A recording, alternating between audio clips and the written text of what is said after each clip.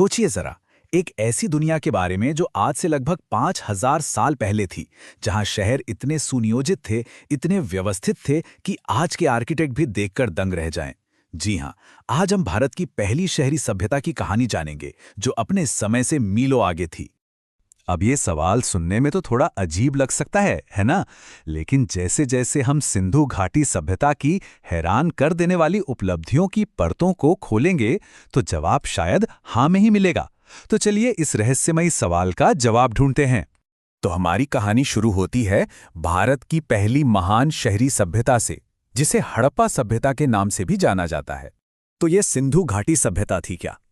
सीधे शब्दों में कहें तो ये भारत की पहली शहरी क्रांति थी। ये सभ्यता सिंधु नदी और उसकी सहायक नदियों के किनारे उपजाऊ मैदानों में फली फूली। एक ऐसा इलाका जो आज भारत और पाकिस्तान दोनों में फैला हुआ है। सोचकर देखिए, ये सभ्यता लगभग 2600 ईसा पूर्व अपने चरम पर थी, लेकिन फिर हजारों सालों के लिए जैसे कहीं खो ही गई। और फिर साल 1921 और 1922 में हड़प्पा और मोहनजोदाड़ो की खोज हुई, जिसने पूरी दुनिया को एक बार फिर से हैरान करके रख दिया। लेकिन वो क्या चीज थी जो इस सभ्यता को सच में इतना असाधारण बनाती है? वो थी इनकी अविश्वसनीय नगर योजना, मतलब इनकी सिटी प्लानिंग। इनकी सबसे हैरान करने वाली चीज थी, पता है क्या? शहरों की ग्रिड प्रणाली। सड़कें एक दूसरे को बिल्कुल 90 डिग्री मतलब समकोण पर काटती थी, ठीक न्यूयॉर्क जैसे किसी आधुनिक शहर की तरह। और ये कोई इत्तेफाक नहीं था, ये 5000 साल पुरानी इंजीनियरिंग का एक शानदार नमूना था। और बात सिर्फ सड़कों की नहीं थी, ये लोग साफ सफाई के मामले में भी बहुत आगे थे। जरा सोचिए, हर घर में अपना बाथरूम और एक ऐसी ढकी हुई ड्रेनेज सिस्टम जो आज भी कई जगहों के लिए एक सपना है। सार्वजनिक स्वच्छता का ऐसा लेवल इस उपमहाद्वीप में अगले लगभग 2000 सालों तक फिर देखने को नहीं मिला। इनके शहरों में सबसे मशहूर था मोहनजोदड़ो, जिसका मतलब है मृतकों का टीला। यहां मिला मशहूर ग्रेट बाथ, जो शायद धार्मिक स्नान के लिए इस्तेमाल होता था। साथ ही एक बहुत बड़ा अन्न भंडार और एक असेंबली हॉल भी था। फिर दूसरा बड़ा सेंटर था हड़प्पा। यहाँ एक लाइन से बने 6 विशाल अन्न भंडार मिले हैं, जो इनकी कमाल की संगठन क्षमता को दिखाते हैं। पास ही में मजदूरों के रहने के लिए बस्तियां भी मिली हैं, जो एक पूरी तरह से प्लान किए हुए समाज की तरफ इशारा करती हैं। धोलावीरा की तो बात ही कुछ और थी।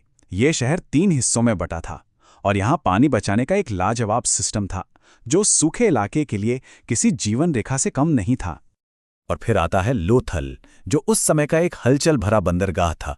यहां दुनिया का सबसे पुराना डॉक यार्ड मिला है, जो इस बात का पक्का सबूत है कि ये लोग समुद्री व्यापार में भी माहिर थे। तो शहर तो जबरदस्त थे, इसमें कोई शक नहीं, पर इनमें रहने वाले लोगों की जिंदगी कैसी थी? उनकी अर्थव्यवस्था और कल्चर कैसा था? चलिए अब इस पर एक नजर डालते हैं। इनकी इकोनॉमी मतलब अर्थव्यवस्था कमाल की थी।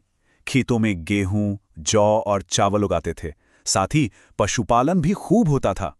लेकिन इनकी इकोनॉमी की असली रीढ़ था इनका व्यापार, जिसमें ये कपड़ा और कीमती मनके जैसी चीजें बेचते थे। और हाँ, एक बहुत ही जरूरी बात है, पूरी दुनिया में कपास की खेती करने और उससे कपड़ा बनाने की शुरुआत का श्रेय सिंधु घाटी सभ्यता को ही दिया जाता है। और इनका व्यापार सिर्फ आसपास तक ही सीमित नहीं था। मेसोपोटामिया यानी आज के इराक तक इनके ट्रेड कनेक्शंस थे, और व्यापार में पूरी पारदर्शिता रहे, इसके लिए वे स्टैंडर्ड मोहरों और वजन माप की एक फिक्स्ड प्रणाली का इस्तेमाल करते थे, जो एक बहुत ही विकसित समाज की निशानी है।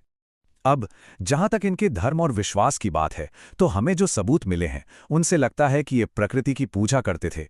वे मातृदेवी, पेड़ों और जानवरों की पूजा करते थे। यहां से मिली एक पशुपति मोहर को कई इतिहासकार भगवान शिव का शुरुआती रूप भी मानते हैं। लेकिन फिर एक ऐसा सवाल आता है जो आज भी इतिहासकारों को परेशान करता है। इतनी महान और इतनी व्यवस्थित सभ्यता आखिर खत्म कैसे हो गई? ये सिंधु घाटी सभ्यता का सबसे बड़ा रहस्य है। आखिर हुआ क्या कि फलते फूलते शहर पूरी तरह वीरान हो गए?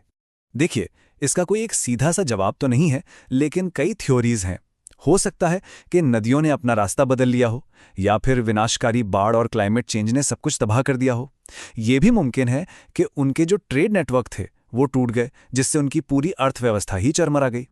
और यहां एक बात बिल्कुल साफ कर देनी चाहिए, पहले एक थ्योरी बहुत चलती थी कि आर्यों के आक्रमण से ये सभ्यता खत्म हुई, लेकिन अब ज्यादातर इतिहासकार इस सिद्धांत को नहीं मानते। तो भले ही ये सभ्यता खत्म हो गई, लेकिन इसकी विरासत वो आज भी हमारे बीच जिंदा है। सबसे जरूरी बात यह है कि सिंधु घाटी सभ्यता सिर्फ ईंट पत्थर के खंडहर नहीं है। ये इस बात का जीता जागता सबूत है कि भारत में ज्ञान और इनोवेशन की परंपरा कितनी पुरानी और कितनी गहरी है। और अब जाते जाते एक सवाल जो सोचने पर मजबूर करता है। आज जो कुछ भी हमने देखा और सुना, उसमें से सिंधु घाटी सभ्यता की कौन सी बात सबसे ज्यादा मॉडर्न और हैरान करने वाली लगती है? उनकी ड्रेनेज व्यवस्था, उनकी ग्रिड प्लानिंग, या फिर उनका विशाल व्यापार नेटवर्क? इस पर विचार जरूर कीजिएगा।